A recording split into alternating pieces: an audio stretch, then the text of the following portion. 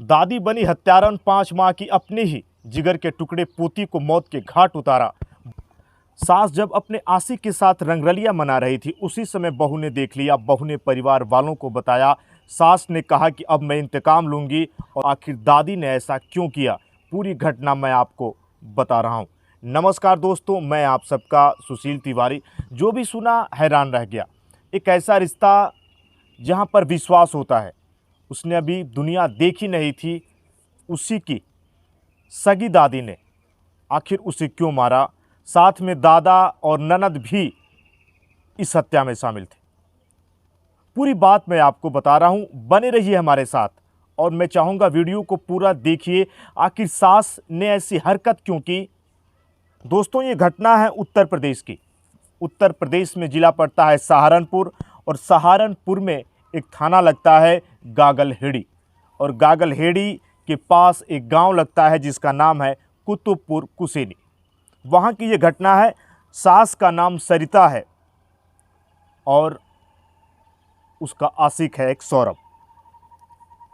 लेकिन सास ने जो हरकत कर दी अपने पति के साथ मिलकर, और उसकी एक बेटी है, तीनों ने मिलकर एक ऐसी साजिश रची कि अपने बहू को उसने फंसाने का प्रयास किया। लेकिन पुलिस जब उससे पूछताछ करती है तो उसने पूरा सच उगल दिया। लेकिन आखिर ये घटना हुई क्यों, इसका सबसे बड़ा कारण क्या है।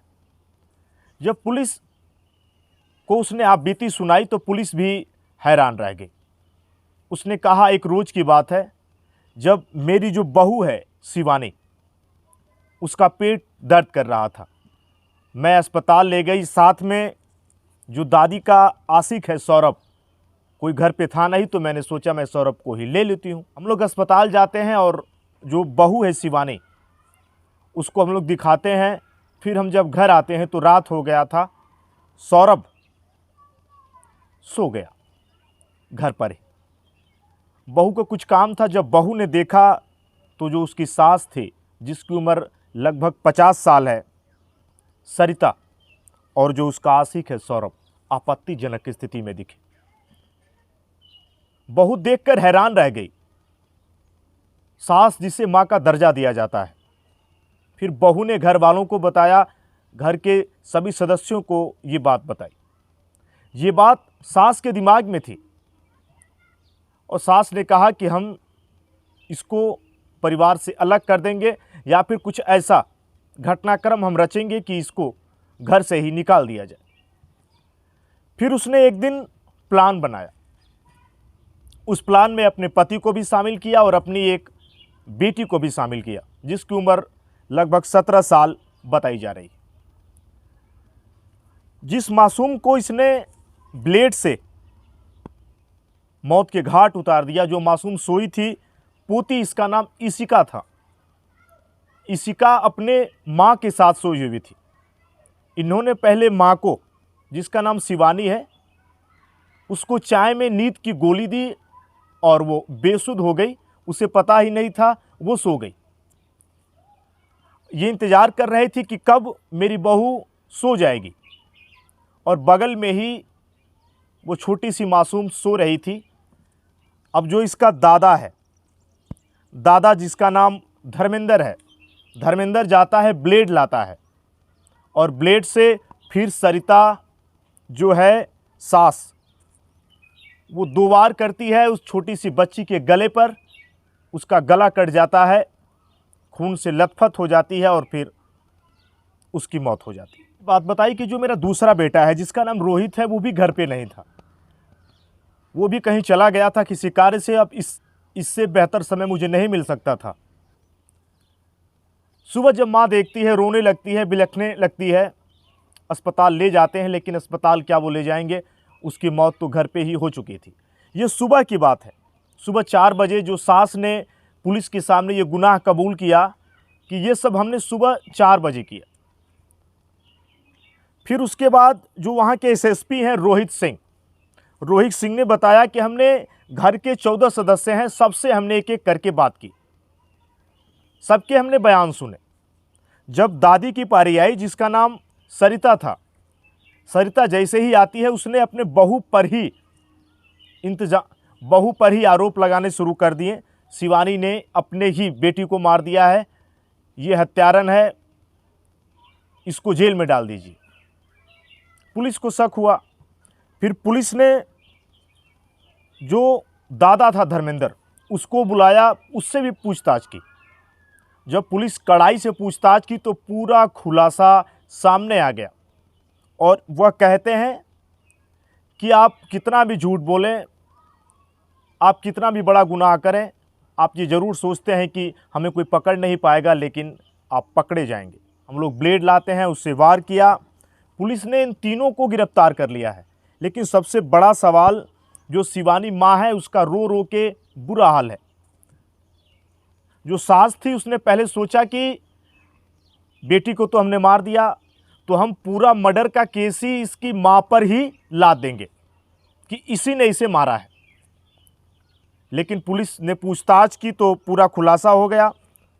अब यहाँ पर जो शिवानी का पति है, जो केरल में काम करता है, नाई का वो काम करता है, लगभग 3-4 महीने हो चले हैं वो छुट्टी नहीं आया है, वो अपना काम करता है।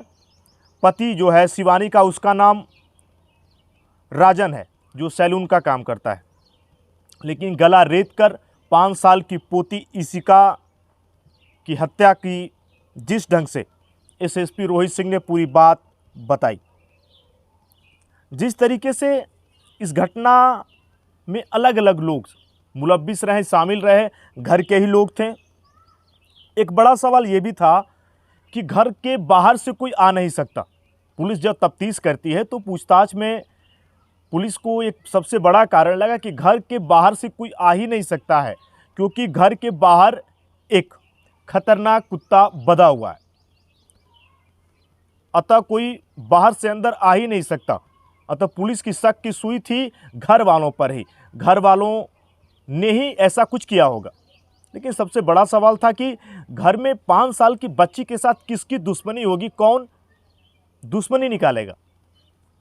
लेकिन पुलिस ने पकड़ लिया दादी को ही, दादी ही बनी अपनी पोती की हत्यारन, और अपनी पोती को उन्होंने मौत के घाट उतारा। वो चाहती थी कि बहू पर ही पूरा ठिकरा फोड़ दें, जिसमें साथ में सास का पति और उसकी एक बेटी भी शामिल थी। जो भी सुना वो हैरान रह गया। दोस्तों, ये घटना मैं बता रहा था उत्तर प्रदेश के सहारनपुर की। जो भी सुना वो हैरान रहा, आखिर कोई कैसे कर सकता है। ससुर, सास और ननद ने मिलकर जिस ढंग से मासूम को मार दिया। पुलिस और भी कुछ कारणों का पता लगा रही है, लेकिन ऐसे लोगों को सलाखों के पीछे ही होना चाहिए। मेरे वीडियो को दिखाने का मतलब आपको परेशान करना नहीं, लेकिन जिस तरीके से हर रोज़ हम आपको एक नई कहानियाँ बता रहे हैं, मन झकझोर सा देने वाली ये घटना, जो भी सुना वो कहा कि आखिर कोई ऐसे कैसे कर सकता है। जुर्म के दलदल में कभी भी आप अपने पाँव न रखें, वरना फिर आपके पीछे वो दीवाल, वो सलाखें करती हैं आपका इंतज़ार, और आपको जेल जाना निश्चित है। कभी भी ऐसा ना करें। परिवार के साथ रहें, सुरक्षित रहें, अपना और अपनों का ख्याल करें। लेकिन ये मेरी आपसे विनती है,